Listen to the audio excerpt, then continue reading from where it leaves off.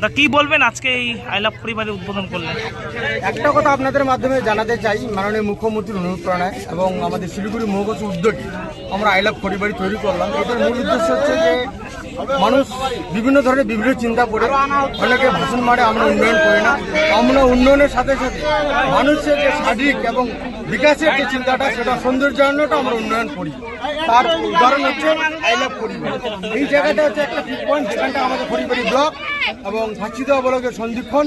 সেই জায়গাটা আমরা এই প্রতিস্থাপন করলাম যে আজকে এই জায়গা থেকে আমাদের পরিবার ব্লক শুরু। তার প্রতিদান হচ্ছে আই লাভ পরিবারী। এই আই লাভ পরিবারই হচ্ছে গ্রামে গঞ্জে ছিল না। মানুষ, প্রত্যন্ত গ্রামের মানুষ, সবারই মানুষের আশা আছে, আকাঙ্ক্ষা থাকে যে ভালো কিছু একটা উপভোগ করার জন্য। তার পরিপ্রেক্ষিতে আমরা পরিবারী আই লাভ পরিবারী এখানটা শুভ সূচনা করলাম। আগামী দিনে পরিবারে আমাদের আরও 3টা পয়েন্ট আছে, নিশ্চয়ই আমরা সেই জায়গাটাও চিন্তা করব। আরও 2 বছর আমাদের টার্মস আছে, নিশ্চয়ই ওই জায়গাগুলো আমরা পূরণ করব।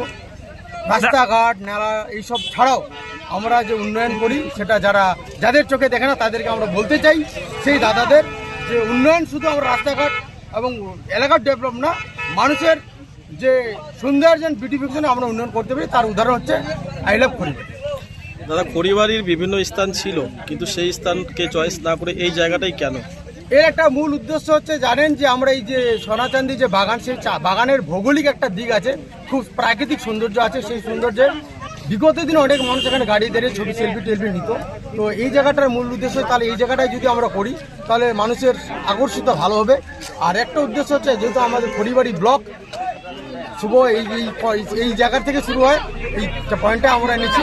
এই 2টা পয়েন্টে আমাদের খুব ভালো দিক নির্দেশন করার জন্য পরিবারী এই জায়গাটা, আমরা সোনাচান্দি বাগানটাকে আমরা নিচ্ছি। দাদা, খড়িবাড়ির মানুষদের বহু প্রতীক্ষিত এই আই লাভ খড়িবাড়ি আজকে উন্মোচন হলো, কিন্তু আরেকটি দিক দেখা যাচ্ছে যে সামনেই রাজ্য সড়ক এবং দুধারেই গাড়ি চলাচল করে প্রচুর মাত্রা এবং টার্নিংও রয়েছে।